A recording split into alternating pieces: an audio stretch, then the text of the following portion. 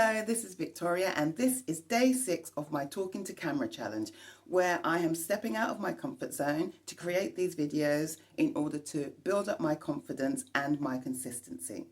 So today I'm going to talk about the daily 3 things on my to-do list that I try to get done, which include exercise, writing 100 words and making videos. And I will also talk about a theatre trip that I went on yesterday. And the last thing I'll talk about is an editing lesson I learned that I'll talk about at the end of this video. Okay, so the first thing is exercise. And yesterday I went for my second session of the Couch to 5K program. Now this is a program for people who are interested in running a 5K but have never run before. This program will take you from running short spurts of 60 seconds and then walking and then doing another 60 seconds, and it goes through a whole session of runs, and the program lasts about 9 weeks and I am in week 1.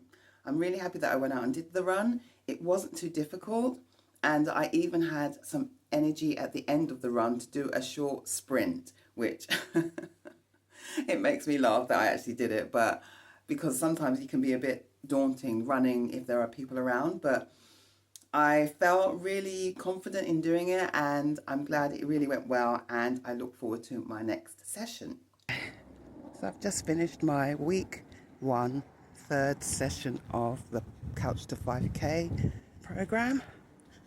Did really well, still had some energy at the end of it so that I could do a quick sprint. And now I can go home and get on with the rest of my day. Yay!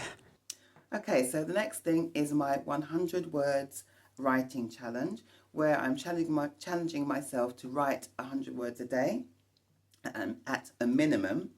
I enjoy writing. I enjoy writing short stories, non-fiction, and just writing about my musings. And yesterday I actually wrote about what I've discovered while creating these videos. And I actually discovered that there are these top three things that I want to achieve daily, which is the exercise, the writing, and making videos. So I wrote my 100 words about that, and I will eventually publish that on Medium. Okay, the third thing of my daily 3 is making videos. And I made my video yesterday and I uploaded it. It took a while because I was really happy with what I did, and I thought I would use vidIQ to create the thumbnail again, because vidIQ has a thumbnail generator which is really fun to use, and I thought, yeah, that would be a great way to do it. Except because I'm a free user of the program, it doesn't let you can only use the generator once every 24 hours, and I was still within the 24 hours, so I couldn't use it. I didn't have enough time to wait to create a thumbnail, so couldn't use it. I had to create my own, so I hope, well, what else could I do? I had to make it, so it's done. It's not as good as other ones, but I am not a professional, so I had to make do with what I could do. And I used Canva, which is a really great program to use, easy to use, and I'll most probably carry on doing that for the next videos. Okay, so those were my daily 3 tasks. The next thing I want to talk about is my theatre visit. Yesterday I got tickets to go and see Wicked the musical, and that is in the Apollo Victoria in London. And this year it's its 20th anniversary in London. I can't believe a musical has been on that long, 20 years. It actually opened with Idina Menzel in 2006, and yeah, it's done really well, and I had a really good time. The singing was amazing. The singers are fantastic. The sets are wonderful. The dancing is amazing. The story, some of it is, it's okay. It's okay. But the singing is amazing. And I recently saw part 1 of the Wicked movie. I still have to see part 2. And so it was really nice to see to be able to compare and contrast the differences between the performers in the film and the performers on stage. And I have to say that both were fantastic. And I had a really good evening. And if you have a chance to see the show, I would definitely go and do it. Okay, so the last thing I'm going to talk about is something that I discovered while editing my video. And that is, I like to put end screens at the end of my videos. And the end screen is when you add another video that might be of interest for people to watch. So people can then click straight onto that video.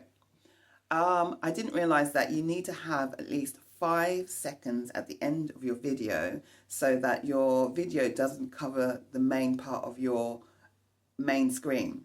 And so when I was recording and uploading my previous video, I realized that I hadn't left enough space at the end of the video. So when it comes to the end of that video, you'll see that the previous video will be slap bang on my face. And I thought, why can't I shove it along? Why can't I wait? But it's because you need to have at least 5 seconds at the end so that it doesn't cover up the main video. So that was a lesson that I learned, and I wouldn't have learned if I wasn't making videos and editing them. Okay, so that is the end of today's video. Thank you so much for watching. It's still a bit nerve-wracking, and as I mentioned, I think in yesterday's video, I am still in my cringe phase, still rambling on a bit, still have some ums and ahs, but I am trying to be consistent.